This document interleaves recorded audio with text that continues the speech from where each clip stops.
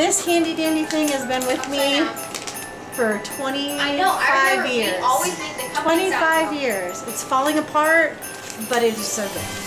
Making over 1,000 cookies. Yeah, I know. So I'm making 10 more boxes, and then I've got a few of my friends that I'm putting some treats together for. So probably about 5 of those. So about 15 more left. Yeah. And then I've got my cookie platters that I need to make.